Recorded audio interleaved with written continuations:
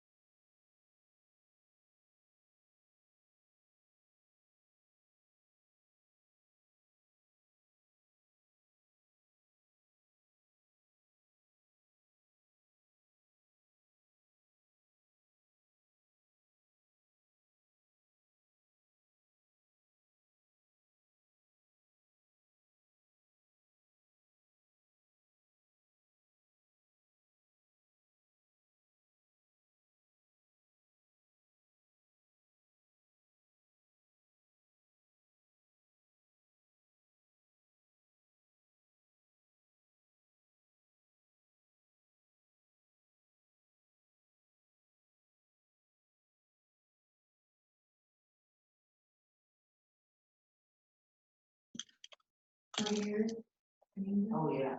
Yeah. Yeah.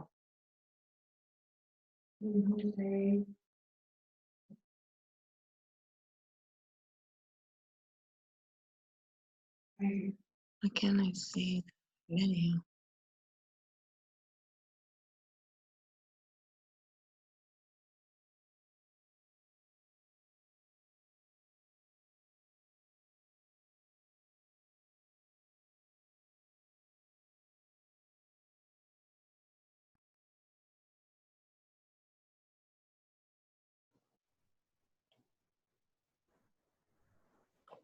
Hello, everyone. Just checking in to see if you can hear me and see me. We're waiting just a few more minutes just to give everybody time to log on. I know there were some questions about the webinar address. The address is the same every time we have our webinar session, so I'm sorry if there was confusion with that. So I just resent it out. And so I'm going to give everybody just a couple more minutes so that they can get logged on, and then we'll get started, okay? So we're going to wait just a couple more minutes. I'm going to mute for now, but if you have questions or concerns, you can put them in the chat room, and we'll get started here in just a little bit.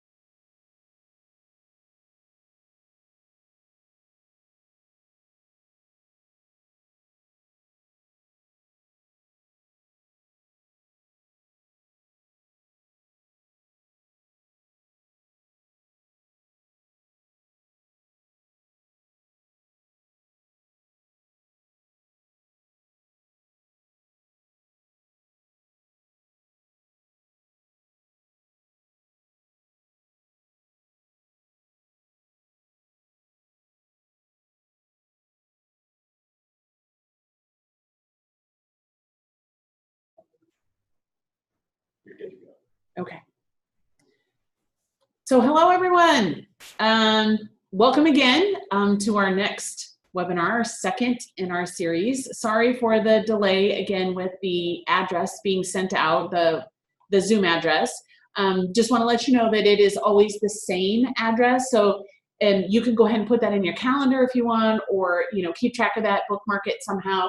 So when we have our next session in 2 weeks, you can click on with just the same address. And I'm sorry I didn't communicate that better to you, but I'm glad that everybody, I was able to send that out, and all of you were able to get that at this point, and we're excited to get started. So today we are going to be, we have kind of two things we're going to look at. One is a guest speaker. We're going to have Josh Nichols from Crossbraining talk to us a little bit about the GoPro, which came in the Homes and Habitats kit. And then we're going to spend some time going through the 3 different modules that were in group 2. So each week we'll kind of focus on some of those modules and talk about what are the materials that are in there and how you might use them. So what I'd like you to do as we're going through our session today, be thinking of any questions that you have in particular. So some of you, you all chose something potentially different for your group 2 module. So you might have selected mini meteorologist, you might have selected homes and habitats, or you might have selected, what was the other one? Classifying creatures. So I'm gonna spend a little bit of time on each of those today. Be thinking of any questions that you might have about the materials that have come in your module. What is it? How do I use it? What are different ways? How do I make accommodations for, certain types of learners? Think about any of those, and I would love to hear those in the chat room so that we can have a discussion about that. Also be thinking of any ideas you have of how you might use them, or ways that you have used them, and that you could share that out with the group. So the purpose of the webinars, as we have them set up, is to continue to support you in using the pint-sized science materials. So whatever those needs or questions are, let me know. You can send them to me ahead of time, or you can send them to me in the chat room. well, I also have a colleague who's on the chat, and she can help, Renee can help to answer sometimes as well, but I'll do my best to go through and keep up with those. But I want you to contribute too. So please, I encourage you to put your thoughts and ideas in the chat room, and then we can use those for discussion later. Okay, so first I want to talk about, let's see if Josh is on yet. I don't see him yet. First, what I would like to talk to you about is your materials. So all of the materials as far as module titles have all been shipped out now. So if for some reason there is a discrepancy in either you not receiving a module that you thought you were supposed to get, or that there's something in the module once you received it that you didn't receive or was missing, please let me know. You can send that to our Pint Size Science email. So it's just pintsizescience@sciowa.org, or you can always send it to me directly. And I'll put the email in the chat, both mine and the Pint Size Science one. Go ahead and send that to us so that we can connect with you about what it is that you're missing, or if there's a discrepancy in something, or you thought it was supposed to be something different. Go ahead and email me. But at this point, all of the module titles have been shipped out. So you should have your materials. And if you don't, it's important as soon as possible that you let me know. Please be patient, because if I'm going to get a lot of emails in a very short period of time, and I'm going to do my best to go through them. But if you don't hear from me in a day or two, send me another email just to make sure that I'm able to go through and find out what your question is or what your needs are in regards to that. Okay, so that's the first question, or the first point I wanted to make for that. Second one is about,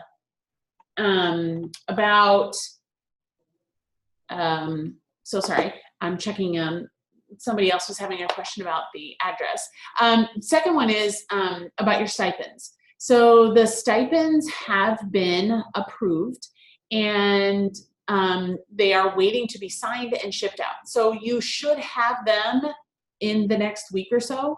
Our CEO goes through and hand signs every single one of these checks. So he is in that process of doing that. There's hundreds of them, and we will ship those out in waves. So you should be seeing those in the next couple weeks. And I'll send out an email and kind of double check with you in maybe in the next week or so to find out whether or not you have that, or if you haven't received it, so I can check and make sure we have the correct address, or if it was sent to the correct location. Okay, so that's the first, or that's the next thing that's on the list. What we're going to do now, let me see. I'm a little worried that our guest speaker maybe didn't get the correct Zoom address, so I'm going to go ahead and send that to him. But we're going to look at some things here for our webinar today. Let's see. Okay. So as I was saying, group 2 here, these are the titles that we're going to be talking about today. And again, you see the 3 that are listed there. I brought some materials from each of them. And I'm going to demonstrate. I brought the GoPro, I brought the Pocket Lab, I brought some of the materials from Classifying Creatures. So we're going to kind of go through all of those. Be thinking about if you have any questions in reference to that, so that I can, focus on that for you. So we're going to go through group 2 today. We're doing group 2 because it aligns with the GoPro discussion, and so I wanted to align with that. Next week we'll go back and do group 1, and then the last session we'll do group 3. So that's why we had a little bit of a discrepancy there in that. So that's our first thing. We're gonna talk a little bit. I'm sorry, we have the guest speaker from Crossbraining, and I have a feeling that he doesn't have the correct webinar. He did a webinar with me on Tuesday, and I'm guessing he's trying to use that address. So I'm connecting with him on that. But let's talk a little bit about Pocket Lab. So if you received the Mini Meteorologists kit, then you received this device, which is the Pocket Lab. So we're going to talk a little bit about it. I know not everybody got it, but we're going to just talk a little bit about it and be thinking about which or ways that you might use that in your classroom. So let me get.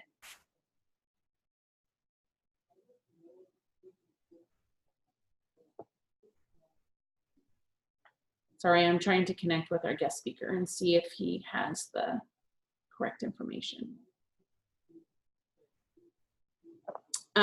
So Pocket Lab is, and I brought the Pocket Lab, and I'm going to show you how you can hook up Pocket Lab to a device. So I'm going to show you how I do it with my cell phone, but you can also do it with an iPad. It can also be hooked up to a Chromebook, and there's directions for that on their website. But here's the really exciting thing, I think, in reference to Pocket Lab is it is something that people probably wouldn't think about using in an early childhood setting, but it can do a lot more than probably what you might use in your classroom, but it's a really great way to introduce students to using technology to gather data.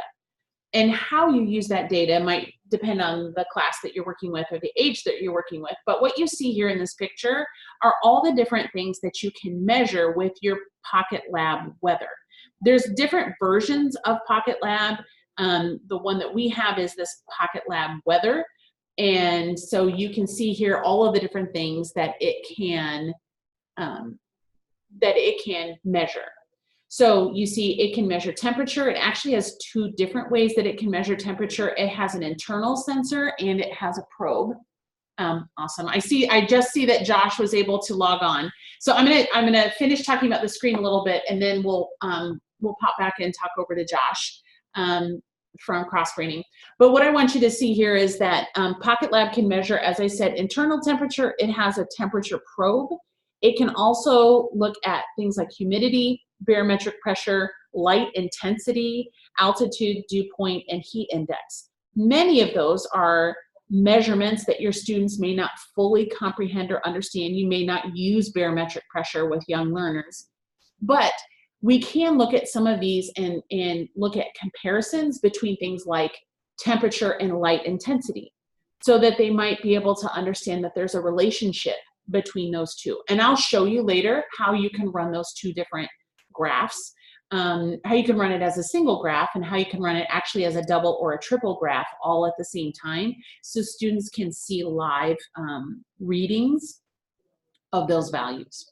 So I'm going to actually pause from this part. I'm going to go back and see if we can connect with Josh. So I'm going to... I'm here today. Are you there, Josh? Okay, so what I'm going to do, Josh, is I'm sorry for the confusion, Josh. I didn't fit you with a different address for today, but I'm going to make you a co-host there, so you should be able to share your screen then. Okay, I will pull it up here. And thank you, the teachers, for allowing me to jump in. I've taught in a STEM environment. I'm going to go ahead and share now. Can you see this? Yes, we can see it, Josh. Thank you. So I've taught in the STEM project-based learning space for over 20 years, and as the technology got into the classroom, and you had the infrastructure to support computers and whatnot. One of the exciting things was when Chromebooks and iPads came out, what could we do with video to have kids get assigned things to go capture and then have them narrate it or contextualize it. And I started building and coding and with one of our developers a few years ago, and we built this platform and partnered with GoPro. You don't have to have a GoPro, but I know that you guys do. Or all of you teachers do. And so what I'm going to do is I'm just going to spend about 5 to 10 minutes walking through how I have my students capture and narrate the learning targets in a STEM environment, and then I'm going to show you a few GoPro lessons that are specific for GoPro. And then if you have any questions, like the last time I did this with Jolie, just simply ask Jolie and I'll do my best to answer them. So it's student-made videos that demonstrate competency. And in this case right here, this is a screen record of just some book pages of a book called Those Darn Squirrels. And then after we read the book and the kids talked to me about their opinion about that book, we then did a STEM project or a maker project with 3D printing, and then they captured that. And I'm going to show you that how the platform works. In this specific slide, what you see is I asked them to go out and capture specific things, and then here's it splices all of the video together that they capture, whether it's a screen record or activating their Chromebook camera, which is on our platform, or getting video from a. This is what the video looks like when it's spliced together. Oops, maybe it is. Let's see. There we go. My name is Cooper, and those darn squirrels, I think the squirrels should get to hoard the food. Here are 2 reasons why I believe that they should get the food. One reason is that the squirrels need to store food for winter so they don't starve. In migration season, they need to collect food. Another reason I feel they should get the food is that the birds' hormones make them eat for energy, but there's lots of other food for them.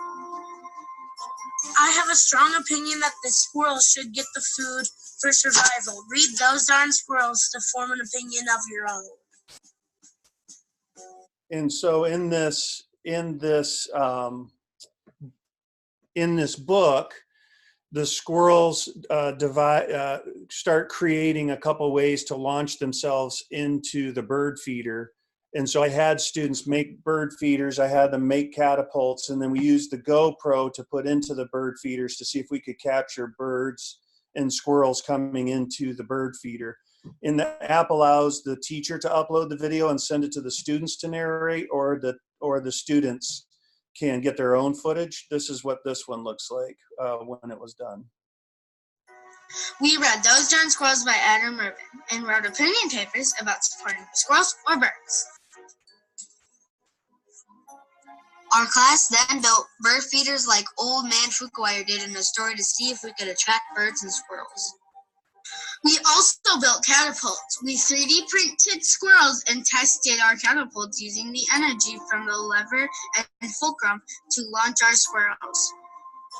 We put a GoPro in our bird feeders. We had footage of birds, and yes, we also had footage of squirrels. Those darn squirrels.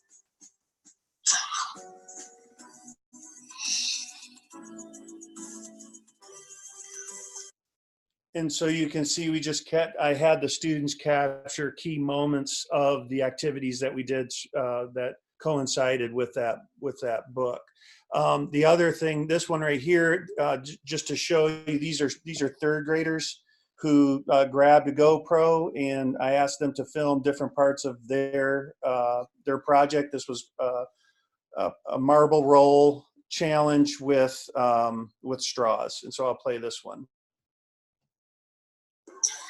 Greetings, this is our plan for the marble challenge maze. We will use gravity to move the marble. This is us engineering our marble maze challenge to challenge people to get a marble through a door without going through a hole. Yes. This is us fixing our mistakes we made building.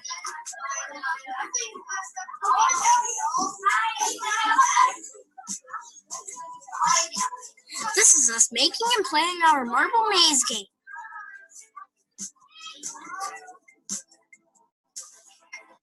And so you can see in that one right there that they put the GoPro right into the experiment or into the challenge. And it also just is there to show you that young kids can grab a GoPro, hook it up to a Chromebook, and upload footage. The way that platform works is that it gives you a lesson page where you can type the name of the lesson, a summary of the lesson, key terms that you want students to use when they're narrating. So this one had harness, wind turbine, kinetic energy, mechanical energy, and transfer of energy.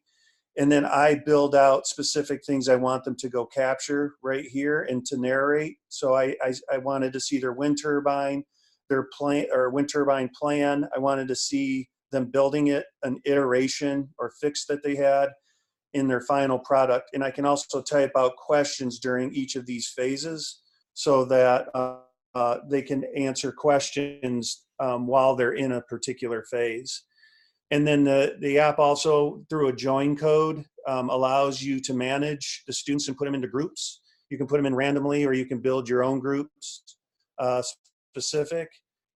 And then as they're doing the assignment, you can assign jobs to students. So you could have one student capture during one of the phases, another student in charge of the fluency, and then another student in charge to make sure that the question answers are correct. In my class, I don't care who does what, but I really care about who the gatekeeper is. So I want them to collaborate on all of it, but the person that has the job is the person that makes the final decision. And then as they're doing the project, it's a management tool for you to see what they're uploading. So you can actually manage the whole entire project through their video upload, narration, and reflection questions. So you can see them getting closer and closer to the final video. So when they're done, you'll see the final video will light up. The student side, they see the project. The student side, they get to see who's in their groups, and they get to see the key terms and the summary. And here's a Sphero one where I had them tell me a plan on building out a balloon battle. And I wanted to see the performance. I wanted to see a polish that they made, and then the final product of the code working. And you'll see down here where it says remaining time. Every video starts out at 45 seconds. And so every time the students upload video, it deducts. And so the combined videos are always under 45 seconds. So it's just a really, I don't want a project on top of a project. I just want them to use this as a different type of communication tool. Instead of a pencil, upload video and tell me what you're doing, and I get to watch their journey. This right here shows you that they upload the video. You can screen record or activate the Chromebook camera or pull video from a file, which would be hooking your Chromebook or hooking your GoPro up to the Chromebook. And then as on the left, you see the student dashboard, and on the right, you see the teacher dashboard, and you'll see that as they get to completion, everything starts lighting up on your side, so you know what group to go help. In this case, I need to go and ask Ken why, and you can put them in groups of one too. I need to go ask Ken why he didn't narrate any of his phases. And then goal right here is to have them all done. And this right here is our community, and our community has lessons in it that I think would be very interesting for your group, because you could build out, let me go home real quick. You could build out your own. So we work with Bosch. They have a community that they built for some teachers. The Science Center of Iowa could build out a community, and when you push these videos out, you could share them with each other, and you can use some of the ones that have been shared to this community. It can be a closed community, which is what Bosch is. Only people in the Bosch group can get in there. And when you go to like Bird Feeder, you can watch this lesson through the student video, and if you like it, you can see what's in each of the phases, and then you can share this right to the app, and then you can after that it goes right to your app, and then you can assign it or edit it and then assign it. Let's go to the next. So in the slide deck, which I'm sharing with Jolie, you can go through it. I'll share the link to it, and you can watch simple videos like this on how to build out a lesson or how to use the platform. There are two ways to assign a lesson to a classroom. And so I won't play this, but it's a 2-minute video on how to assign and how to build out lessons. And then we're having a webinar, more in-depth webinar on Monday. It says 3 o'clock, but I want to move it. And Jolie, I talked to you a little bit about it. I think I want to move it to 3:45 because I don't know how many teachers are out of school at 3. So you and I can talk a little bit about that. But Julie Coe from GoPro will be there to do some in-depth training on how to use your GoPro. And I will be in there sharing this platform. And right here, you'll see that you can use the platform for free and test it out. We have free trials for it. And we're also going to be giving away 2 GoPro cameras during this webinar. And then we'll record it and have a link that you can just look at later if you're trying to figure out how to use either the GoPro or our platform. And then this is the Zoom link for that webinar on next Monday.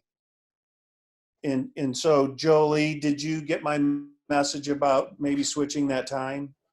Yes, I did. Okay. And what I can do, Josh, is I'll send that out. I put in the group chat both of those addresses, the community as well as the Zoom. I put it in the chat, and I will also send it out to these teachers as well so that they'll have access to that. And I'll put the corrected time of 3:45 on there. Okay, and then just to make it really clear to all of your teachers, the community side is always free. So if they wanted to set up a community and just share lessons with each other through that, because there's some video, there's some ways that they could share different lessons. You do not have to use the app, but the lessons on the community, you can look through them for ideas and different types of things. Most of them are all STEM makerspace type of activities because that's the environment I'm in. And if you have any questions, you can reach out to us on this PDF back here. You can contact us at Crossbraining, and then there's also in sales at Crossbraining. You can ask us any questions that you have about the platform or the community, which again is always going to be free, and the app side, which is more of a management tool to create those student narrated videos. So I'm finished with that. Wonderful. So Josh, what I appreciate is that you're able to share this with these teachers, and not all of these teachers received the GoPro, but that's why I'm so excited to share with them the webinar that you're hosting next Monday, where they can have an opportunity to win a GoPro and learn more about it. And what I'm going to do is, as a follow-up right now, is I'm going to talk to them a little bit more about how to, some of our teachers are working with very young children, maybe 3 and 4, and how they might adapt using the GoPro with the app that you're talking about, how it could look different in an early childhood setting. And I think that'll be a really great opportunity for them to think about how do you use authentic tools in an early childhood setting. And the GoPro is definitely a way for us to gather knowledge, data, proof of understanding, and scientific information. Absolutely. Yes. Yeah. So thank you so much, Josh. Like I said, I put your links in the chat room, and I will share that with them, and I will send out an email to all the teachers that you've spoken to this week with that corrected time for next Monday. All right. Thank you so much, Jolie. Thanks, Josh. All right.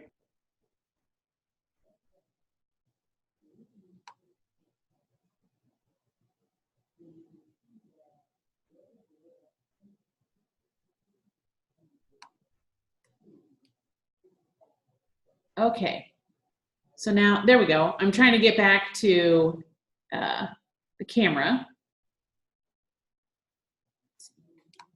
Go back to this. And now, I'm gonna do this. Okay. So I want to talk to you a little bit about what Josh, I didn't do a great job of introducing Josh, and I apologize for that. Let me tell you a little bit about where Josh is coming from, what he's talking about, and the connection to the GoPro camera.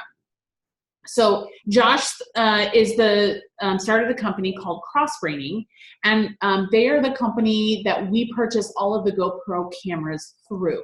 So we don't buy them directly from GoPro. GoPro has a system where they have certain people that they are able to sell their products through. So that's where Crossbraining has come from. They are out of Michigan, and Josh himself is an educator, and he and actually the state of Michigan is aspiring to do a very similar program as we have with the Governor's STEM Advisory Council to support teachers. And so Josh and I have been collaborating for a number of years on providing teachers with GoPros, but also the support in how do they use that as a tool for learning, but also as a tool for assessment. So what Josh did is he created this app. That's what he was showing you. He created an app that is really a template for students to gather data using video and then upload those videos onto his app and then condense it down into a shorter video that can then be used to demonstrate their understanding. There's also templates for them to be able to write out dialogue, and they can voice over. So the app helps them to do all that. It really guides them, and that's what Josh was trying to demonstrate to you about how much time is left and how you can, in those different phases, how you can cut and paste your video basically and upload multiple videos that condense themselves down. It's really a great opportunity for students to begin thinking about video production, but also what would be the purpose of the video that they're making. For some of you, you might be working with some older students where that in itself would be a great application. Some of you are working with multi-age groups, whether you're an extension office or you're in a library setting or you're an after-school group or something like that. Some of your older students, or even potentially those of you who are working with first and second grade, could utilize this program. If you're working with littles, if you're working with preschool, that app itself may not be as useful to the students, but it certainly could be useful to you. So that's why I wanted Josh to take some time, to kind of talk to you about that.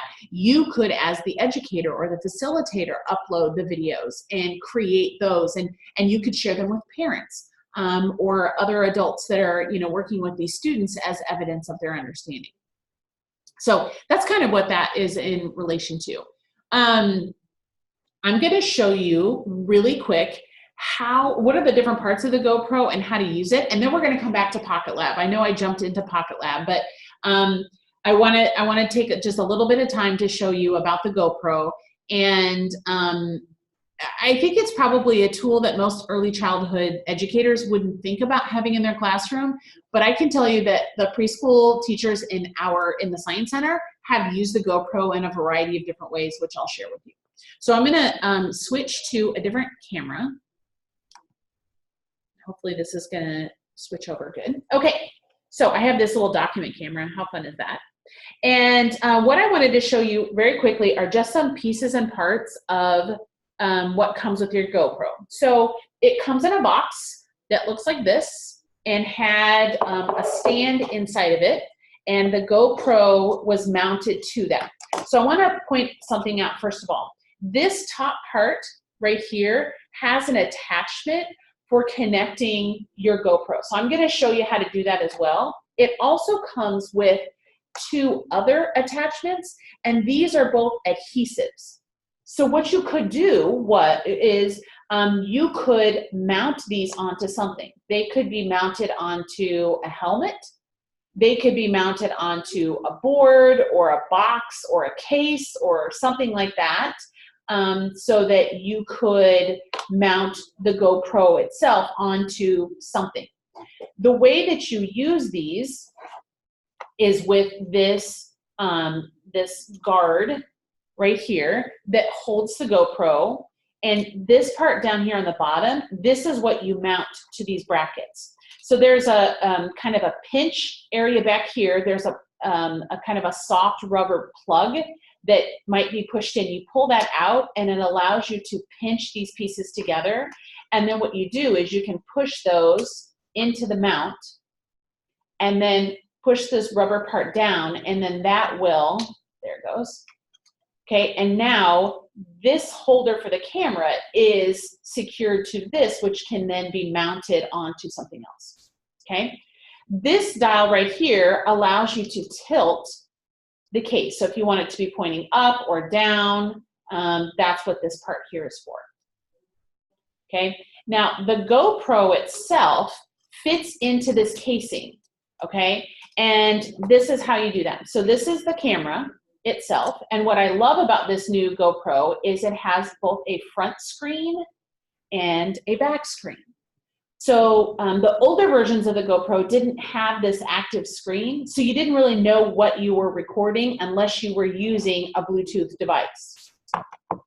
But now you can see back here, and you can also control things. So this is a touch screen, and it allows you to change different variables. Sorry about the glare.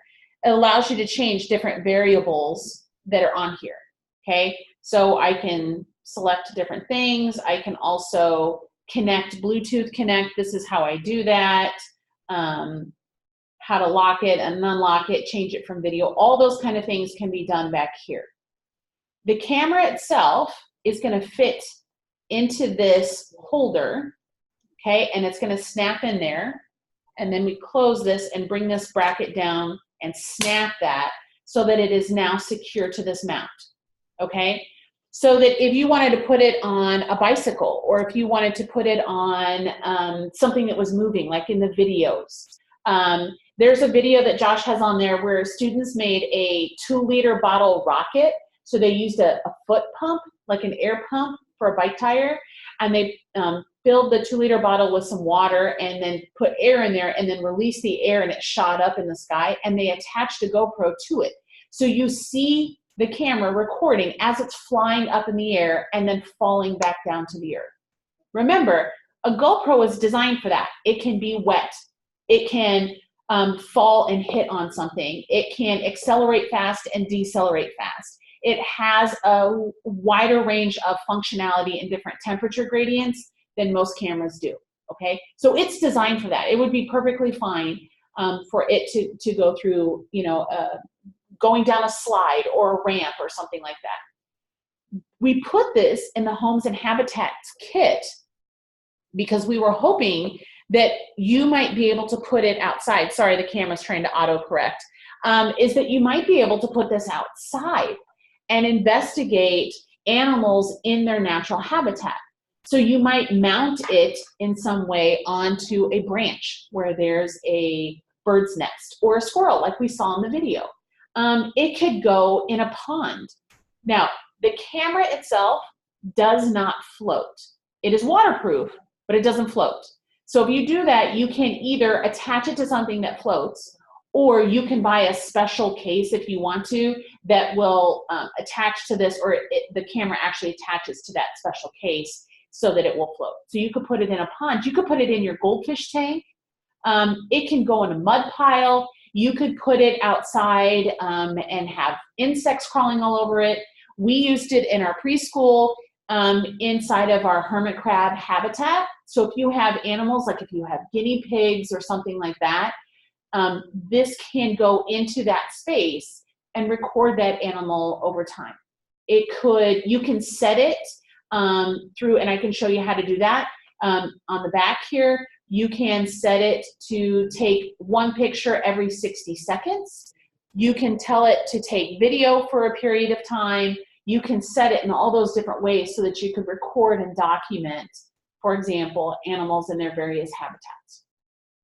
Okay, so if you were going on a walk, let's say in a nature area, you could have a student mount this to a chest holder or a helmet, like a bicycle helmet, and then you could record everything that they see as they're going through their walk. The other really cool part about a GoPro is that you can sync it to a Bluetooth device, like a cell phone. So this is my phone right here, and I'm showing you that I can sync the two of these, and I can control the camera from my cell phone. So the system for connecting that is actually quite simple. You download the GoPro app, and then it will ask about which camera. When you say you want to connect, it'll say which model of camera do you have? And then the camera will send out a Bluetooth signal to your phone. And then your phone will say, is this the camera? And you can come up with a name for your camera. So you see the name of ours right here. Yours is a Hero 7. You can give your camera a name, and then you can use multiple different devices then to connect to it. So if you give the camera this name and you have iPads, let's say you have 5 iPads in your classroom, then you could find this name on whichever iPad you're using. It doesn't have to be specific to a certain device. What's nice is once you sync it, I can now control my GoPro, wants to update, I can control it from my phone. So on my phone, I can see whatever the GoPro sees. Okay, so as I'm moving it around, you can see everything here. So your students could be in a different location while the camera is recording and see it live stream so that they're not interacting with the animal or the habitat in some way. It's a Bluetooth connection, so it won't span a super long distance, but it could allow you to do that. And from here, I can switch it. Do I want to take a photo? Do I want to take a video? Or do I want to do time lapse? So think about that. You could have this focusing on, you could have the camera, you could tilt this, put it outside, and maybe have it focus on a group of ants. And you could do a time-lapse video of how those ants are building their colony, or what are they doing with a piece of food scrap that's down there, and the students could see that. So all of that can be controlled from the camera, but you can also do it through your device here. You can also access the pictures.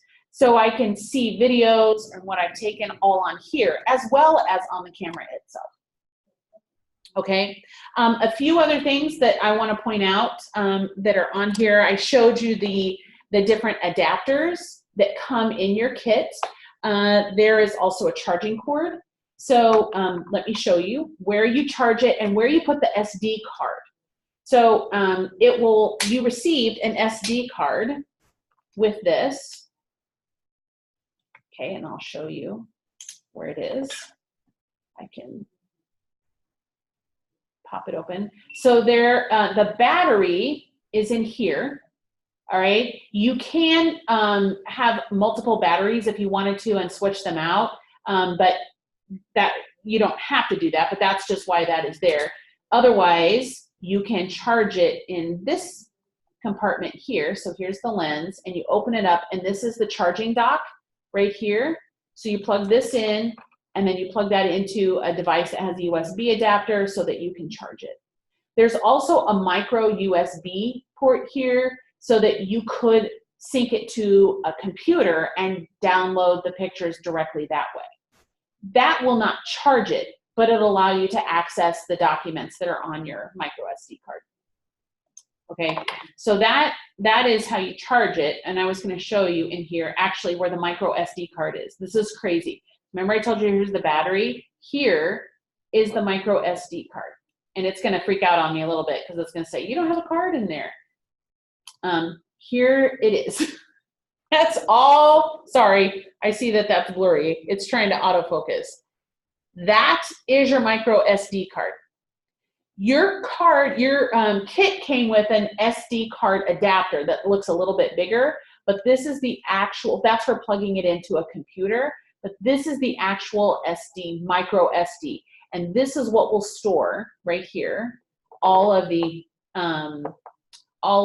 pictures and the videos. Be very careful not to lose this. You can see how tiny that is.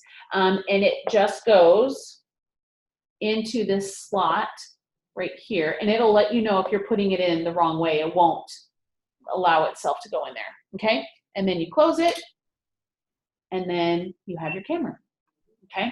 This button on top here, this is how you can do record. This is your start and stop button. This is your power button here, and then remember everything else you can monitor and control here from the screen.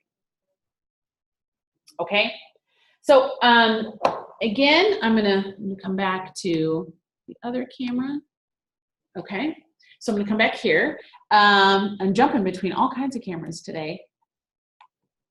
If you have, sorry that some of the images were blurry. The document camera is trying to autofocus every time I put my hand up there, and kind of changes how it's trying to focus. But I just wanted you to, I wanted you to walk you through a little bit how to use that. And actually, I'm going to go back to that overhead cam for just a second. I forgot to show you that there is a set of instructions that come in the box of the GoPro, and it gives you those very simple directions that I was just talking about. So it talks to you about where's the battery, where's the charging, how do you put the micro SD card in, how do you attach different things, where's the record and power button. So this little handy, it's what it looks like on the front, this little card, sorry, there it goes, kind of gives you some really simple and basic directions on how to use the GoPro, okay? So think about various ways that you might use a GoPro in a learning environment. And Josh was telling you about you being able to go on and see some of those lessons that other teachers have done, and think about how you could see what other people have done, and maybe you have some of your ideas. If you, right now, if you have any, even if you didn't get the GoPro, if you didn't get the Homes and Habitats kit, if you have any thoughts or ideas about how you might use a GoPro in an educational setting, would you put those into the chat room? And maybe we can just generate a list of ideas. I can tell you some of the ways we use them in the preschool at the Science Center. One was the hermit crab. Another one was in a fish tank. So the students were curious about the fish in the fish tank and what they were doing when they were not there in the room. And so we took the GoPro and we literally dropped it into the fish tank and then recorded it. And it was fascinating to see what the world looks like for the fish from their fish tank. And the students were really excited about that. And they started having lots of conversations about what things look like through water, or how water changes the way things look. And so, do fish see things the same way that we see things? It was a fascinating discussion that these 4- and 5-year-olds were having about what the world looks like from a fish tank. So the great thing about it, we just left the GoPro in there, and then when we were done, we just took it out, dried it off, and that was it. So if you have any thoughts or ideas of how you might use it related to Homes and Habitats or to anything else. Oh, I see Kat put, we have a chick hatching unit. I hope we can time lapse the experience, maybe put it on the website live feed. How amazing would that be? It would be like the Decorah Eagles, right? Then you could watch it and maybe not even miss that magical moment of when the chicks hatch. And if they, any of the mess that happens in an animal enclosure based on food and bodily fluids are not going to hurt the camera. You can just rinse it off and wash it.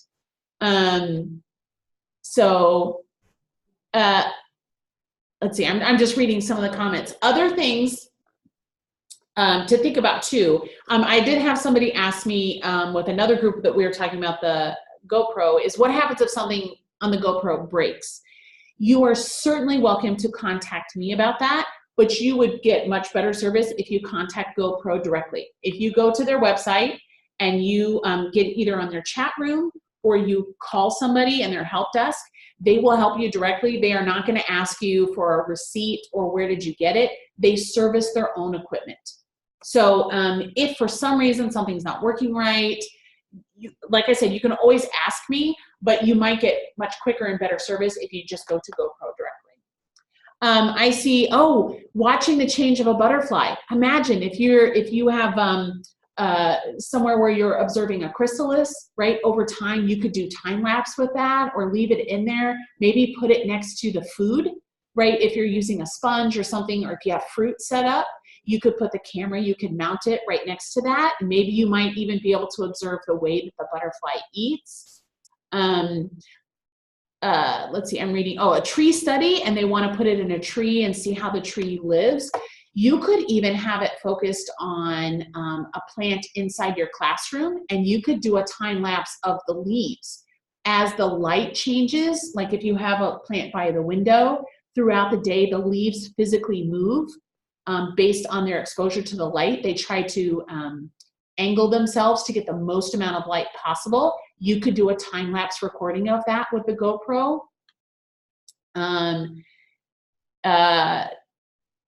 Dawn was saying time-lapse of clouds and sync it with, with the Pocket Lab and show how other weather phenomena are changing over time. I think a time-lapse of clouds would be amazing. And imagine even for our younger friends, we could talk about what the clouds look like over time and maybe the images or shapes or what does it remind them of? And maybe we might do an art project related to that, of painting clouds and the different images that they have. Oh my gosh, you guys are coming up with such great ideas. So Laura brought up the idea of a farm unit.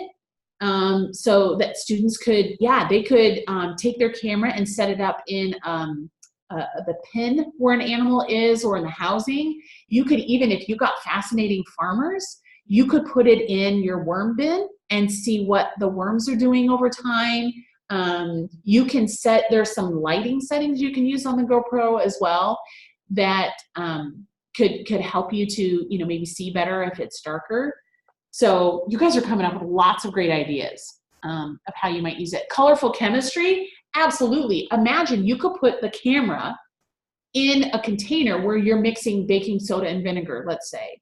Or you could put it inside of a container that has water. And if you have, if you use the ice cube tray to make frozen colored ice cubes, and then those ice cubes melt, imagine that you could record time lapse from inside of the container that has the water and the melting ice cubes. What does it look like? And you might be able to even see the gradient of different colored water moving to a different part of the container based on its temperature and therefore its density. So many exciting ways to use the GoPro. And I mean, it was intended to be an adventure camera, so take it on an adventure.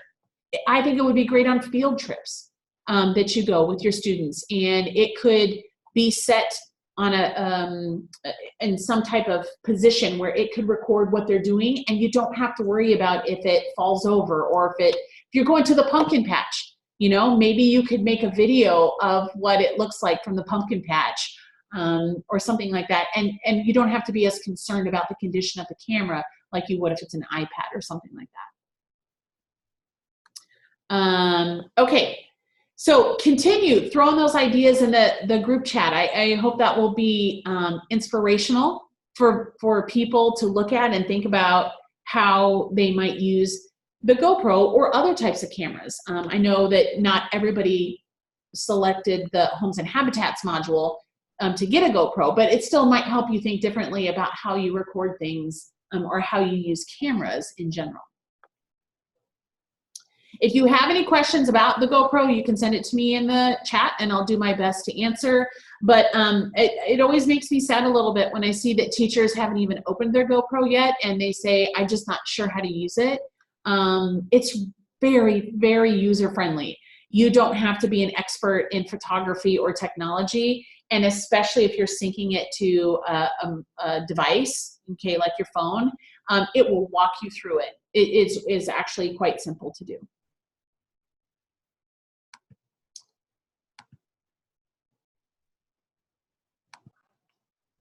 So now what we're going to do, we are going to go back to the Pocket Lab that we were talking about. So that was kind of our little reflection on our Homes and Habitats module. And, thinking about how you might be using that piece of technology in that learning environment. Now what we're going to do is, let me see, I have too many apps open on my phone, because now what I want to do is show you how to load the Pocket Lab. So for those of you that received mini Meteorologists, some of the material, I brought a couple of the things from that kit, but probably the one I get the most questions on is the Pocket Lab. So I was introducing it before we had the opportunity to talk to Josh. And what I was talking to you about is this screen right here, which shows you the different things that you can measure on your Pocket Lab. And I would like to show you really quick how you get that started on your device. So I'm gonna click back over to our camera, our hover camera here, okay? So here is the Pocket Lab. And I want to show you the case that it comes in. So this is the case right here. And when you open the case, you're going to see the space where the Pocket Lab itself goes. And I want to point out one thing. This area right here is where the Pocket Lab sits, and there's a little notch. You see that right there? When you're storing your Pocket Lab, that is where the power button, sorry, I'm trying to turn it so you can see it. There's a power button right here. You can kind of see that maybe in contrast. That is where that button goes. Because if you turn it this way and put it in there, you can inadvertently turn the Pocket Lab on when you've already turned it off, and it can use up its battery because it'll think that it's still on.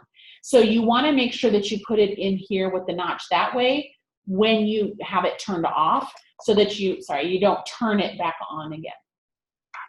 Okay, something else about the case, in here you will find the charging cord. So this also just plugs into a USB and the Pocket Lab itself, and it's just a micro USB. So you plug it in there, plug it into a charging device, your computer or something else, and that's how you can charge it. So the cord is in here. You also see this, which is an external temperature probe. And I will show you how you can use that on the device. This right here, it looks like an audio jack, right, for headphones. That goes right here. Okay, it gets plugged in here. And this right here is the actual temperature probe. So this is the part that you can put into a different, it can be in liquid, it can be in, it could be outside, it could be in the inclement weather, you can stick it in snow, but this will take the temperature of whatever it is in contact with. So it's an external probe, okay? There's also, so in the case, there's this little pocket right here so you can store, those two different cords, and then there's a little sticker in there for you too. Okay, so I want to show you how you sync your Pocket Lab. So on your phone or your device, okay, right here, I know it's, hopefully it's, you know what, I'm going to change the lighting here a little bit maybe. See if I can bring the light down so I don't get quite as much glare. Ooh, that went really dark.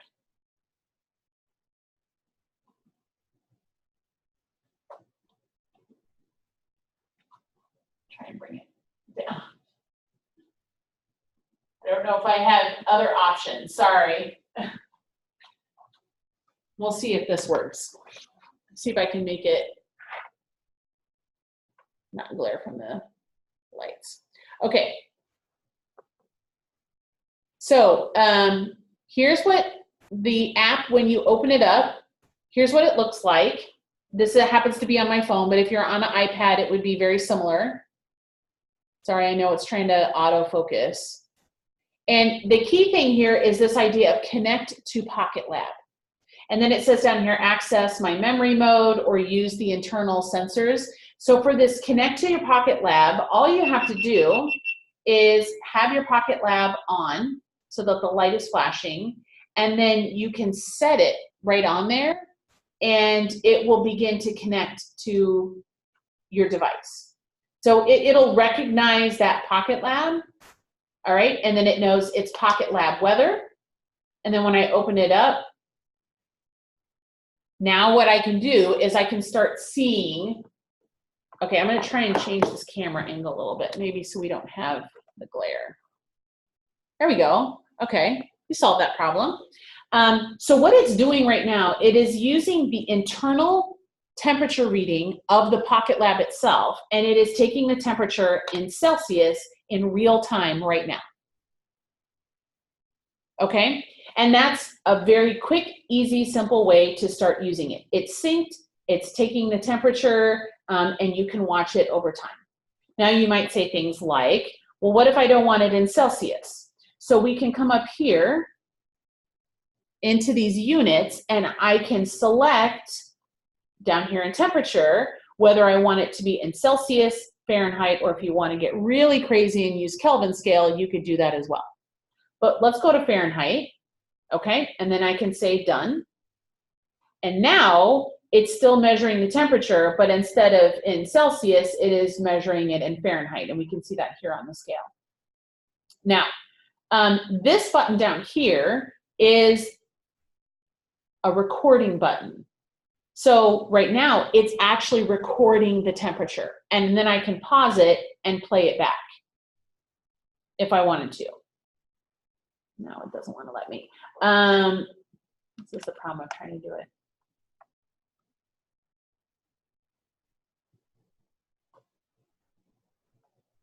On my phone, well, I can't. Oops. What we see, oh, okay, so we can look at the temperature in lots of different ways. So right here, gosh, I'm so sorry. As I'm trying to manipulate it, it's trying to focus. I can get just a raw temperature right now. So it could tell me, instead of doing it by the scale, right, I can select for it to just tell me what is the temperature right now. So wherever this Pocket Lab is, just tell me what the temperature is. So I can toggle between actually a live graph or just the temperature. I can also come over here and select if I want to do something besides temperature. So these are all of the different variables that I can measure with this Pocket Lab. Here's that temperature probe. So the internal temperature is based on what's inside of here, but I can plug in the probe, okay, that we were talking about before, and I can select to do it with the temperature probe, and then, see, I'm gonna clear it. Because what I can do is so I was recording it, I can save that recording and I can share it with people. That's what it was trying to do. So now here is the temperature probe, and it's reading it, and now I can do things to this probe and I can see how it changes the temperature. So just by me holding it, I can see the temperature increase. Not all of the students perhaps that you're working with can understand the difference between 79 degrees Fahrenheit and 89 degrees Fahrenheit. They may not understand that number variance, but they can understand the temperature going up. They can recognize on this graph that if the line goes up here, that's warmer. If the line goes down here, it's colder. So then they could take this and they could put it into a glass of milk. They could put it into a glass of water, for example, and see how that temperature changes. They could breathe on it and see how that temperature changes. They could put it in an animal enclosure, you know, and see what is it like. If you have fish, what's the temperature of the water versus the temperature of the air, for example. Lots of different ways that we could gather data and information. We can also put this outside, or you could, so you could either connect this to be outside, or you could put this by a window or in your room or something like that so that it can gather that kind of data. What if we were outside? Let's say we were investigating weather phenomena outside and we were watching clouds, maybe, let's say, and I want to know about the temperature and how it compares to the amount of sunlight. So can it be cloudy and warm at the same time? Is there an effect on the temperature based on whether or not there's clouds or it's sunny? So maybe students might you know, you might be investigating that, and you might generate some questions from them, or record some questions for them about their understandings or their experiences with weather and when the temperature changes, or when is it warmer or colder. So what we could do is I could choose to do 2 graphs. So I can select light intensity. Oops, go back. Do 2 graphs. Okay, so I push that. I can also do 3 graphs if I want, but I can do 2 graphs at the same time. And now what I can do is see, maybe, oops, I did not mean to totally get out of that. What I should be able to see, yeah, are my 2 graphs at the same time. Let's try.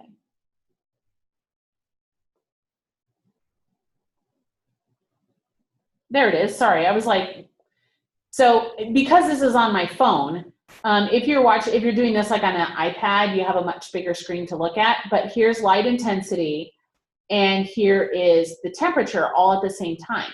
So students could see, is there any correlation between the intensity of light and the temperature? So they might make an observation about that. And what if I cover this up? So look at what happened to the light intensity. The light intensity dropped, but did the temperature change? Now that happens to be indoors. Okay, so now if I release this, now look, the light intensity went back up. Did it change the temperature? Again, I'm doing this on my phone, so it's hard to see them both at the same time, but we could investigate that. Is there a connection? Is there a correlation? If we move into the shade, is the temperature different? If it's cloudy and raining, does that mean the temperature is different? How does that relate to light intensity? How much light do we have? Okay, so you can begin to investigate lots of different weather phenomena using this. You can actually do a triple graph if you want. You can have 3 things you're looking at the same time. And maybe we could look at things like heat index. Now, right now, as it's getting really cold out, we're not really thinking of heat index too much.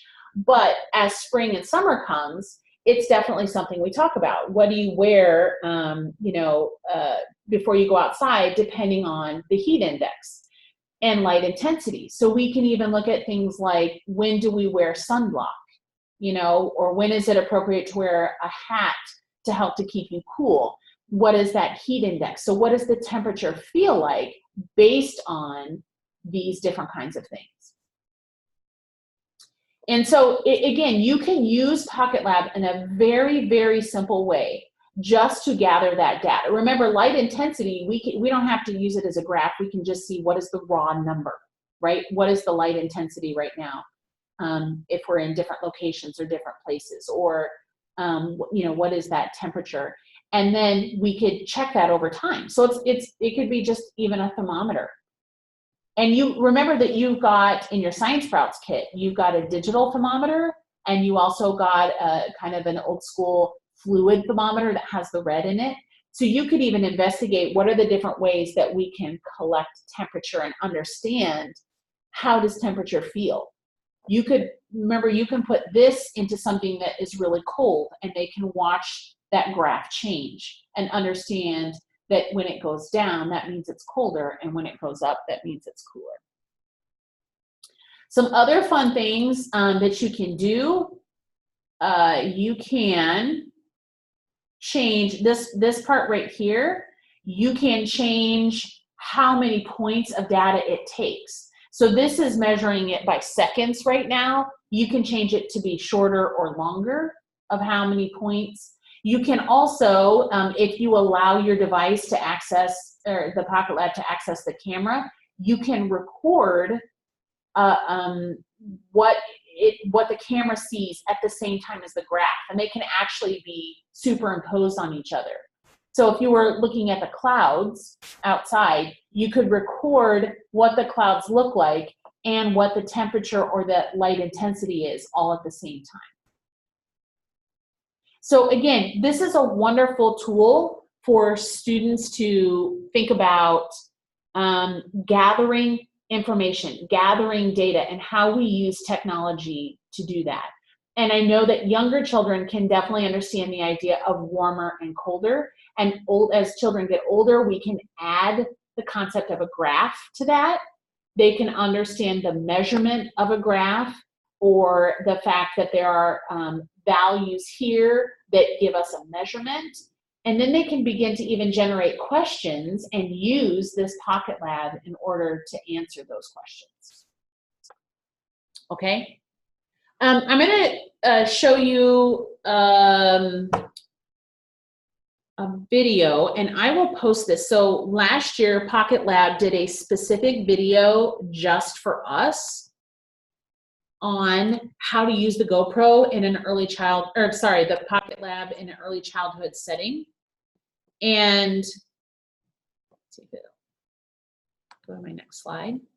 Oh, here's an example of it using with the temperature probe right there. And what I'm going to do is I'm going to put that video on our website. So this is a link to it. I'm just going to show just a couple of minutes of it so that you can see that if you wanted to learn more on how, okay, hold on, I got to pick the right screen to share.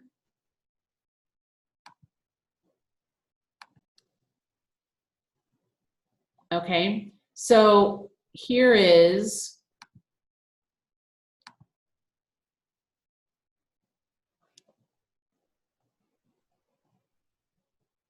to this webinar on Pocket Lab weather. I just want to thank you all so much for joining, those that are here in the webinar live, and also those that are going to be watching later.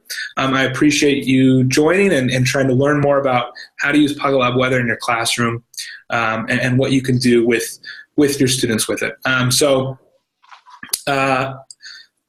What we're going to talk about a little bit is how we can use Pocket Lab weather to tell a story about the environment around us, about things that are maybe invisible, that we can't always see, but that we can measure. And that's something that you can do with your students, is to think about what are the things around us that we can't see, but that we can somehow measure with Pocket Lab, and what story does that tell us about our environment and about the world around us. Just for a quick introduction, my name is Robbie Douthit, and I'm the Director of Curriculum and Community Engagement at Pocket Lab. And then over here is Clifton, and he is the CEO of Pocket Lab and a co-founder here, and does a lot of the engineering and designing of the product of the Pocket Labs that we make. Does all that. So he's on, like I kind of mentioned earlier, he's on the chat support. So throughout the webinar, if you have any questions, you can put them into the chat box, and then Cliff will be able to either answer them directly, or he may save them for the end so we can kind of have a larger discussion about it if there's some other questions. So feel free to ask questions in the chat as we get going. And then at the end, we'll also be able to take some questions too. Just as a quick agenda for what we're going to do, I'm just going to talk quickly about who we are at Pocket Lab and our mission. And then we're going to go over the basics of Pocket Lab weather. So we're going to talk about taking your Pocket Lab weather and connecting it to the iPad, and what are all the different things on the graph, and what do they mean, and how, in the app and on the graph, and how do you use all those different things. So just some basics of getting connected and using the app, and recording and reviewing data. And we're going to do that by measuring some humidity data in the room. And then after that, we're going to talk specifically about how you can use Pocket Lab weather in the classroom with your students.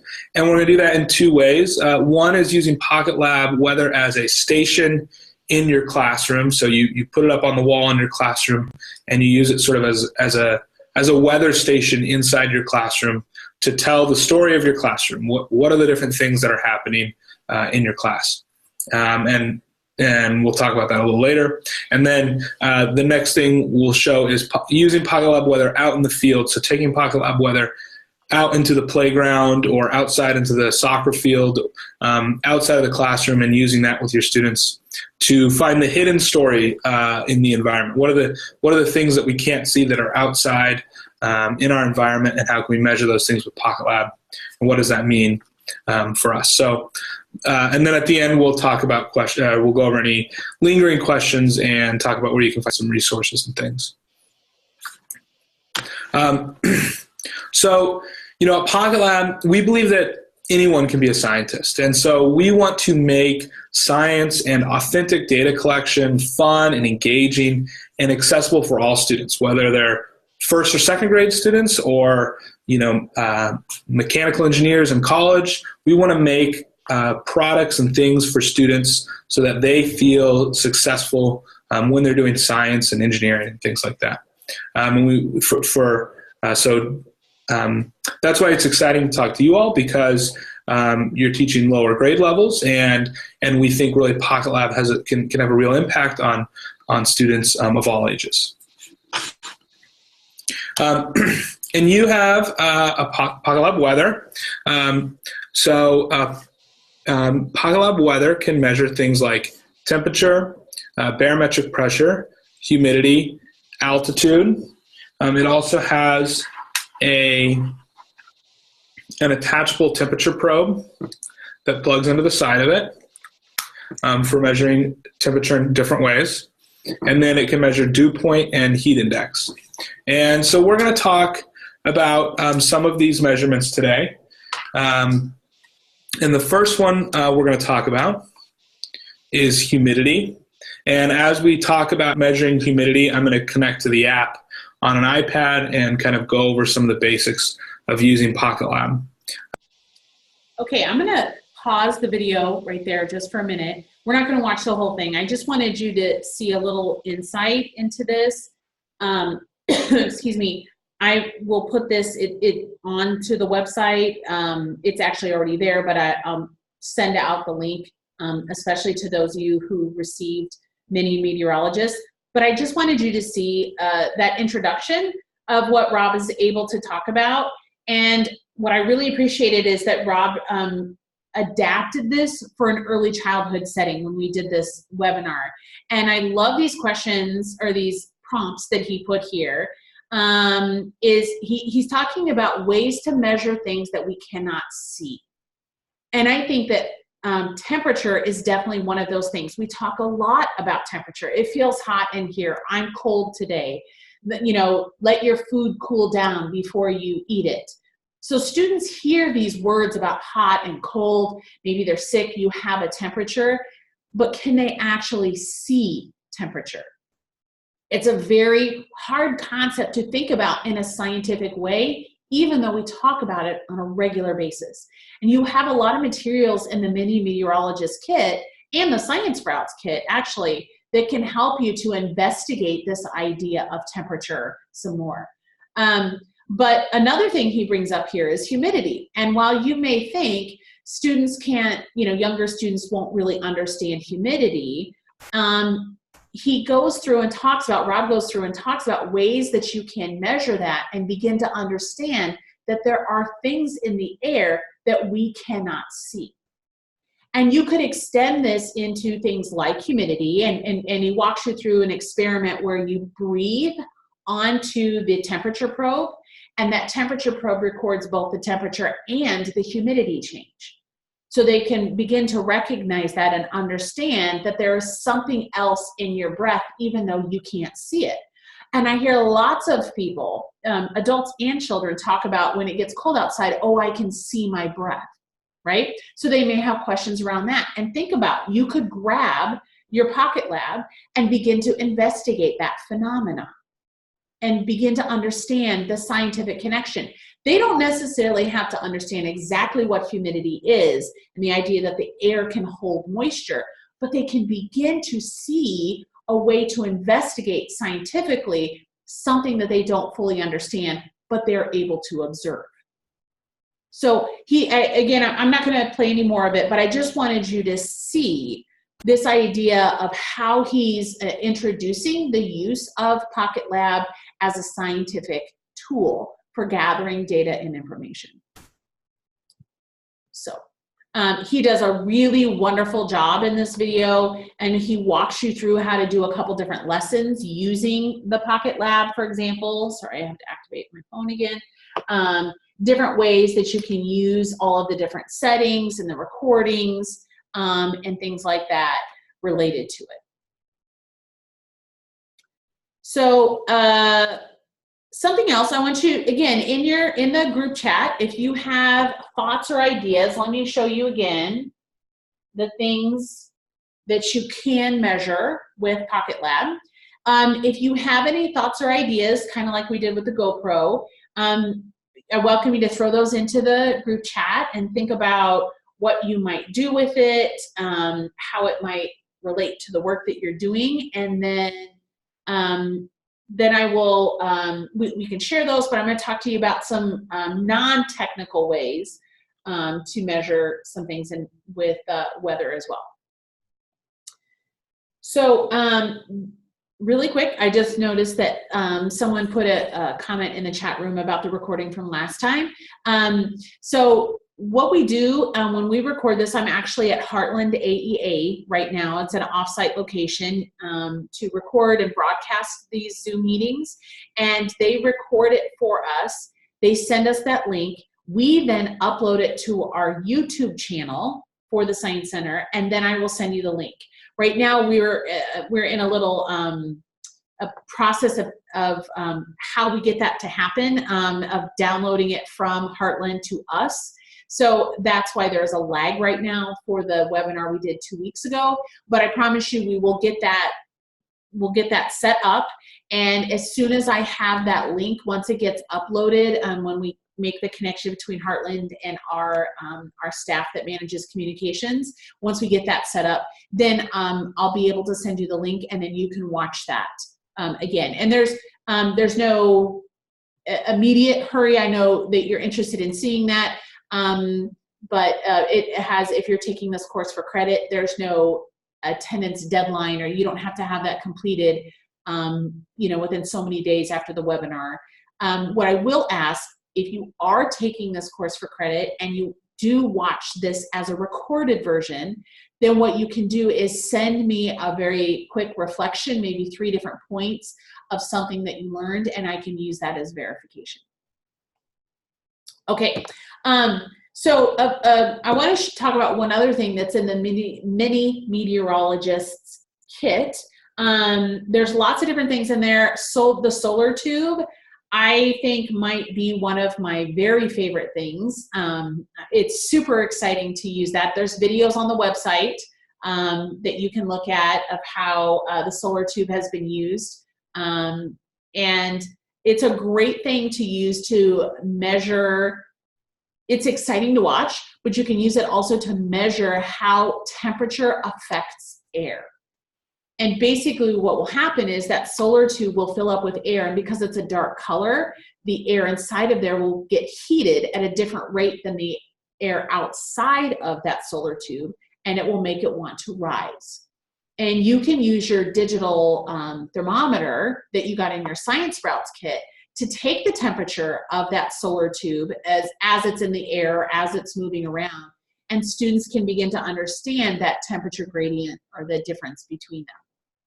So the solar tube is really fun, for sure. But I wanted to show you something that you might not fully understand what's in. So you got an envelope in your kit, and inside of that are these squares. Okay, and they look like just plain kind of plastic squares, but these are actually polarizing filters. And the reason that we put these in here is that in the next generation science standards, there's some concepts that talk about how do we protect humans from the effects of the sun. And I think that young children understand at least that this is a concern because we talk to them about covering their skin, wearing a hat, putting on sunblock, So they understand that there is a need for protection from the sun. What they may not understand is why. And without getting into the details of ultraviolet radiation, they can understand that there are some components of the light that comes to us that can be harmful. You received in the mini meteorologist kit a plastic test tube that has a bead inside of it. And that bead detects ultraviolet light. And it will change color depending on the amount of ultraviolet light. And you can buy those beads. People use those for like crafting, and it's kind of color changing, mood changing, depending on how much ultraviolet light there is. But the reason we wanted to include this one in the kit is that the bead is contained, so you don't have to worry about losing the bead or the bead being swallowed or something like that. But it's a way that you can begin to measure ultraviolet radiation and understand when there is more and when there is less, and then what do we do as a result of that? So how do we know the days that we should wear a hat? How do we know the days when we should wear sunscreen? And some people, including adults, may say, well, it's winter time. We don't need to wear sunscreen in the winter. And that may not always be the case. There could still be intense ultraviolet radiation during the winter. So we can begin to kind of investigate that. The polarizing filters are a way for us to understand how light can be blocked. So we might ask our young children ways that we protect ourselves from light. And they may say things like clothing or hats or sunscreen, but even windows, walls, roofs, trees, leaves, coverings like that. Sunglasses might also be something that they recognize protects us. And that's where polarizing filters come in. So this piece of material as itself allows light to move through it. And you can see that it has a darker color to it.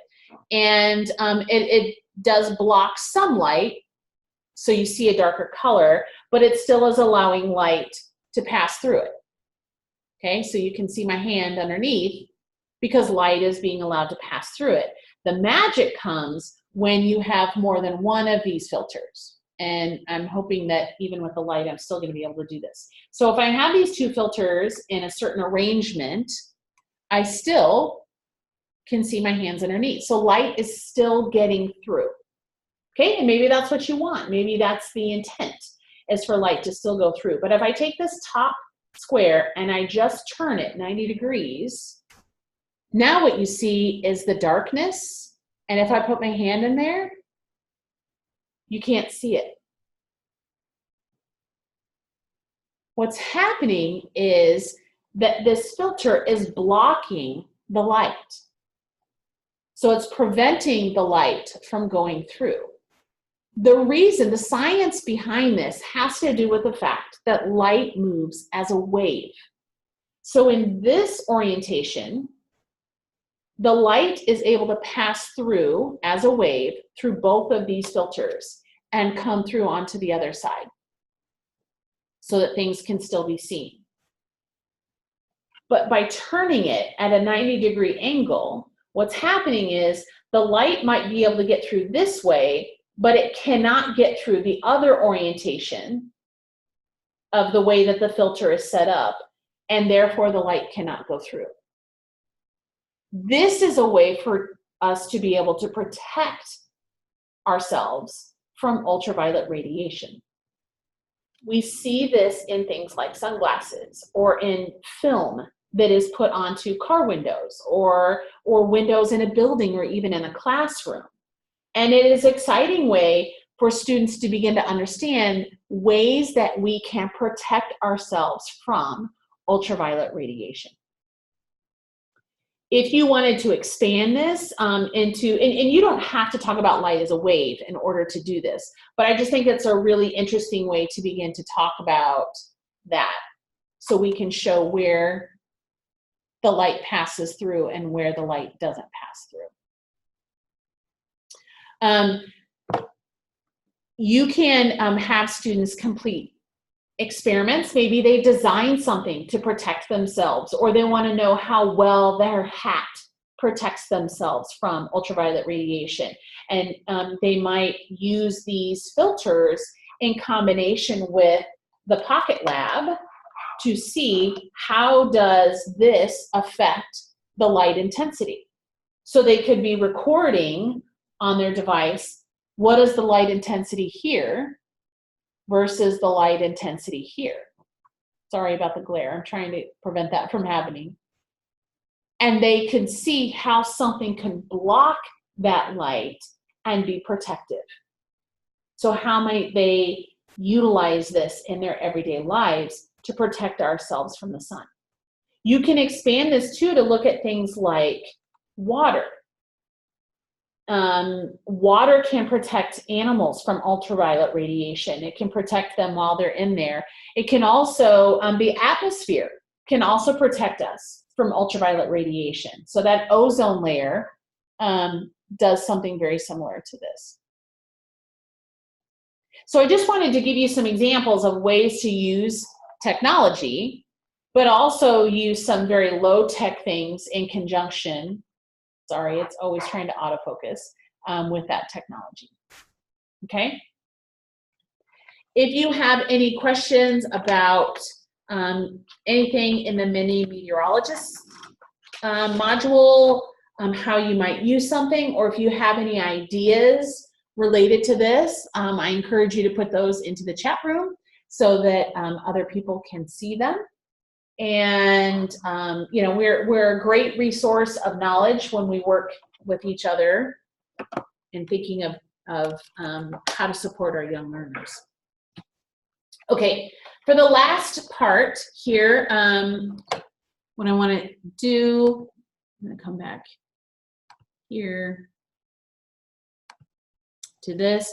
Like I said, I'm going to put the link for Pocket Lab it's already on the website, but I'll send it out to you again for that Mini Meteorologist. Okay, the next module, the last module that we are going to talk about is the Classifying Creatures module. And when we were designing Classifying Creatures, the goal was really math. And you may not think of it as being a math lesson, because you might be thinking that it's about biology, which it is, but it's using biological components to teach things like math. So I encourage you in this module to utilize the various components as ways to group based on similarities or differences. You could have them organize it from largest to smallest. You could say, based on this characteristic, find all of the objects or the, these things that demonstrate that would have this feature or this characteristic. And those skills of them observing and saying, does it meet that requirement? Does it have this or that in it? Those are all part of our math skills, right? And looking at those details and understanding how things are related to each other. So what I brought with me, I'm going to switch to the camera again. Oops, not that camera. Hello, this camera. Too many cameras. Okay. I brought some of the fossils. In the Classifying Creatures module, you received a 2-pound bag of fossils. And each bag is going to be different because these are real, actual fossils that have been found. But with that bag, you're also going to get a paper that comes in there that is a guide of how to identify the fossils if you want. And some ideas of things that you might do with them is you might have students group them, for example, based on, or maybe you might have them put these fossils, let's say in order from smallest to largest. So you might give them some of these and then ask them to put that in order. It's a really great way to begin them thinking, but then also ask them about their process of how are they doing that. Because they may struggle with saying, is this fossil bigger than this fossil? Well, it depends on how you are judging the size. Is it how long it is? Because they have a very similar length. Is it based on how wide they are? Right? If that's the case, then this one seems to be wider than this one. They might even have a question about weight. So you could get your digital scale out from Science Sprouts, maybe, if that's a way that they would like to put them in order. And maybe they might arrange them based on the smallest, meaning it weighs the least, to largest, meaning it weighs the most. That might be a way. And you can be asking them, how are you choosing to organize these from smallest to largest? And that will be a demonstration of their skill level and understanding those comparisons, or being able to make a decision of where they're going to put them. I would say if you're using these with really small children, so maybe 3 or 4 year olds, first of all, you might remove some of the fossils that are very small. Some of the pieces you get could be quite tiny. And I also might limit how many you give them in this process. So if you give them too many pieces, it may be challenging for them to think about how to order them. So you might start with just a few and then maybe add one and say, okay, now if I give you this fossil, where does this fossil compare with those two? Is it bigger or is it smaller? And we can be asking them questions. If they say it's smaller, then we might ask them, why would you put it there? What defines it as being smaller? Or what, for what reason do you think it is smaller than this one? And they can, begin to share their view of why they selected for it to go there. So that's one way you might use it with younger students. As they interact with these fossils more, or if we're using these with older students, we might ask them to put them into groups based on similarities with each other. So you might give them a random set and say, how might you organize these into groups based on what do they have in common with each other? So they might, in here, maybe do something like this. Okay? And then you can ask them, tell me about this. How are you, what do these groups represent? Or what are the characteristics? What are the features? What are the things that you are noticing about each of these fossils that has you putting it in these different groups? So that maybe they can articulate to you, why are they choosing and selecting that? And this might be, these are things that have a pinkish color. These are things that have a dark color. And this one has a lighter color. That might be how they arrange them. Maybe you do something like this. Oops, sorry. This is a group, this is a group, and this is a group. And so we might ask them, why did you select these to be in those groups? And they might say things like, these have lines, this has smooth parts, and this has lots of little holes in it. So they might be grouping them based on textures. So imagine, we're using the same 7 fossils, but we're finding lots of different ways to put them into groups or to categorize them. So that is a skill, that is a math skill of understanding differences, understanding things like cardinality, comparisons of one to another. These are really good basic math skills. And then for a student to explain or defend that helps them to see that process of how are they selecting them and how are they putting them into different groups. That's one option of how you might use these fossils on a very basic level. This could be also considered a provocation because they might have new questions based on, well, what are these things? And they might say, well, they're rocks, which they are. They are rocks, but they are rocks that tell us something too. There's a story to these rocks. These rocks give us information and tell us something about the past. And that's where you can use things like this, which is the living fossil guide that correlates to these fossils. And this can be found on the website. There's a page specifically for classifying creatures. And this picture right here, each one of these animals that is either living now or was living in the past is the living version of these fossils. So they might make a connection between them. They might try to match them up. You could print this out maybe and ask them to try to match up, you know, which one goes with which picture. And I love that Dawn talked about using the magnifying glasses or the microscope. Remember the digital microscope that you received in the Science Sprouts kit? They might look at it up close and investigate it to find out those little details.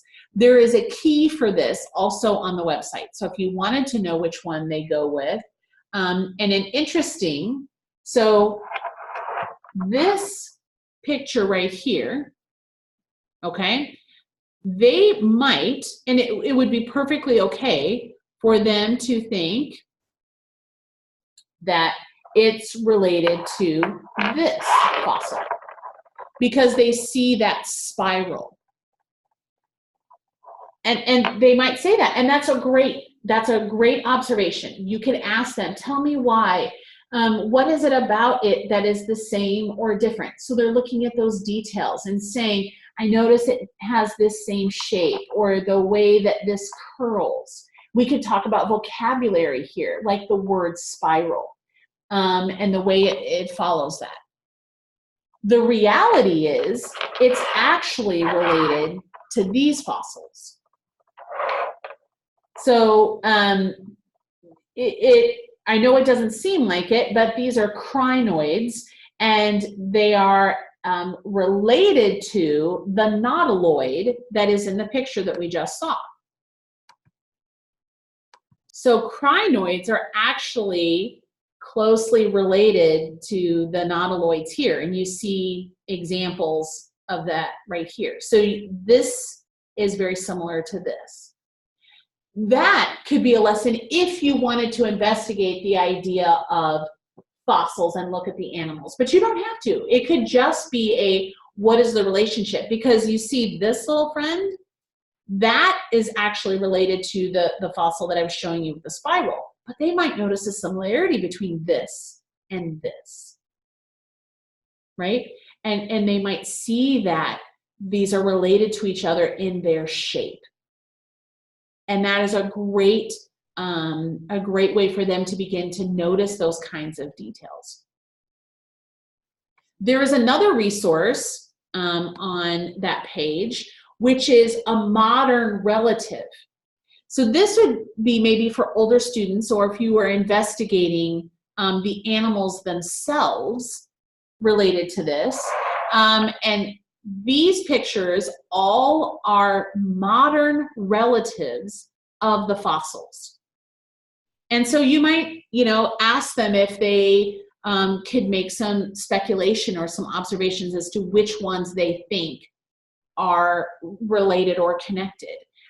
Now what they're doing is they're trying to look for common attributes or common characteristics or common features between something from the past and something in the present.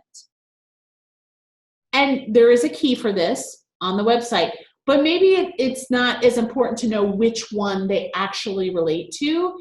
Maybe that's not the intent of your lesson, but more so the idea of trying to understand that fossils tell us something about the past in time from a long time ago.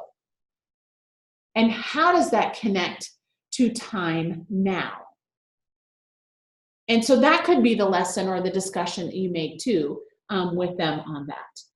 I think fossils are an amazing thing to learn from. And if you live in the state of Iowa, we have a wealth of fossils all around us. And maybe your students might go on a fossil hunt and look for fossils. If you live in the northeast part of the state, you have fossils in all of the rock cuts in the roads and Backbone State Park and by Strawberry Point, and there's lots and lots of fossils in those places. Rockwell City, in that area, there's fossils. Lots of great places that you could go. So these fossils here could be a provocation. They could be an introduction into what a fossil is, and then maybe they go out and find them and understand that fossils tell us about the past. You could create a timeline even and understand how Iowa has changed over time and why do we have those kind of fossils. A really great thing to notice is that the fossil, if you look at these animals here, a common characteristic that you see amongst many of these is the relationship to water. Similar to our previous one, right? These are what these organisms looked like when they were alive, and we see a lot of relationship to water. And if we go back to our camera, any of these fossils could potentially be found in Iowa. But we just saw that many of these animals, when they were alive, lived in water. So if that's true, then what does that tell us about Iowa in the past?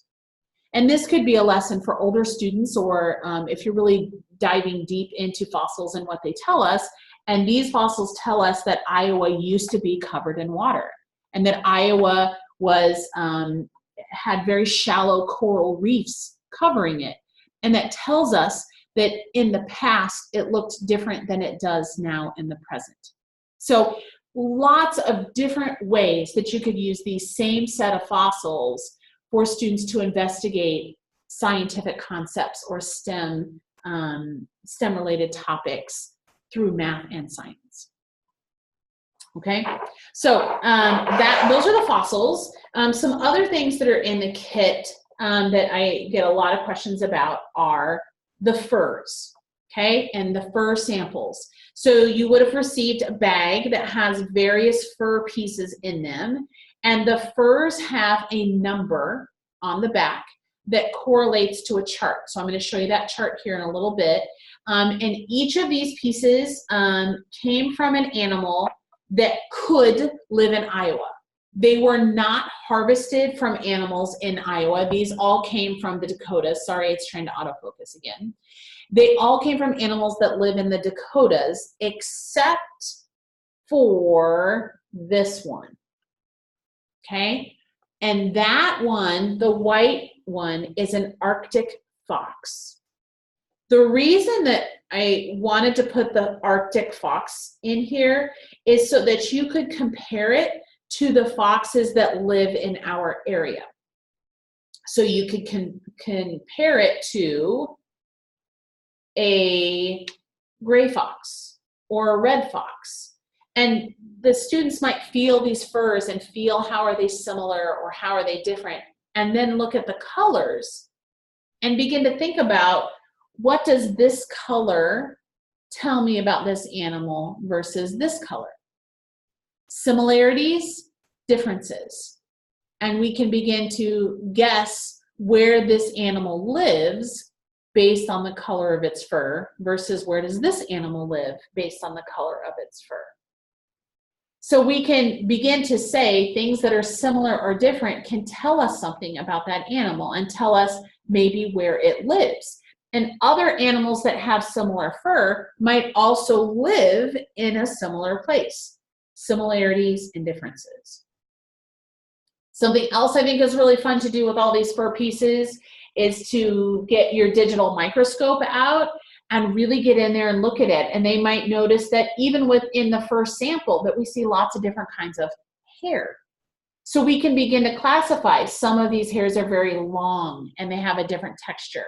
Some of them are very short and feel really soft. They might have different colors. So you might notice patterns in the fur. So the fur strands or the hair strands themselves have patterns to them.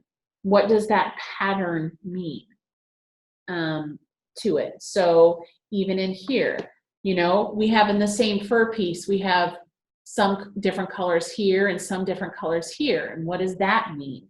And how might they group these furs? They could group them based on the way they feel, or the colors, or the texture of them. Similarities and differences. Furs of animals that live where it's very, very cold. You know, how is that different from other types of furs? You know, there's a fur of a beaver. You could talk about, you know, how is this fur different than the fur of a deer? And where do they live? So what does that tell us? So lots of investigations that can happen. Remember that these are real furs. You are not going to hurt them if they get wet. Okay, I wouldn't soak them in water overnight, but if they get wet, it's okay. That's what fur is designed to do. They've been tanned, so the leather here can withstand getting wet if need be, so you're not going to hurt anything on the beaver fur if you put water on it and you see how does it react to water. How does the Arctic fox fur react to water? Similar or different than the beaver. Okay, so I want to tell you too, there is one pelt that does not have a number on it. It's a much larger pelt. This is a rabbit. It is a full rabbit pelt. All of the other pieces are pieces from a complete pelt. So that's why this one doesn't have a number on it. But on the website, there is a guide right here, a fur identification chart. So if you wanted to, you could use this for students to look it up. And there's a paper that also has all these pictures, so you could print them off and maybe they could match the fur to the picture. So they could look for similarities or characteristics that would have, you know, help them. And maybe you want them to know what the number is. Maybe you don't. Maybe it's not important that they know that it's a beaver. They might just be able to see characteristics and you know, understand it based on that. There's also in the tooth, the jaw structure, there is an example of beaver teeth that are in there that you could look at. There's some other, I think there's a canine, like a dog. So you could look at, you know, that would be similar to a coyote. How are those teeth different or similar? So you can connect some of the other components of the classifying creatures to the furs, to the teeth, to the x-rays related to it, all those different things. Okay, so we're just about done. Thank you for being with us. I know it's a long time. 2 hours is a long time. I wanted to make sure that we address some things from each of the modules. Next in 2 weeks, we're going to go back to group 1 and spend a little bit of time on all those titles. We did group 2 today because of the GoPro, since Josh was joining us to talk about that. And next week we will spend some time, or 2 weeks, sorry, we will take some time to look at the components, the modules from group 1. There's a question in the Snapchat about letting us know names. I can see your name in the list of participants. Please note, if I sent you a message and asked you to give me some clarity on who you are, because maybe I can only see your first name, please look in the chat and see if that's something that I sent to you. I try to send those to individual people. If there's a first name and I'm not for sure what your last name is or what organization you're from, I sent you a message. But otherwise, I can see who you are, and so I know what organization you're from, and that will count as your attendance. So thank you so much for your time. I know it's a long time, 2 hours, but I appreciate it. Remember, if you have any questions or concerns, you can always send those to me. I'm going to put my direct email in the group chat, and then I'm also going to put the Pint-Sized Science email in there. If you send it to Pint-Sized Science, it goes to a group of us that we can all address that for you. If you send it to me personally, obviously I'll respond.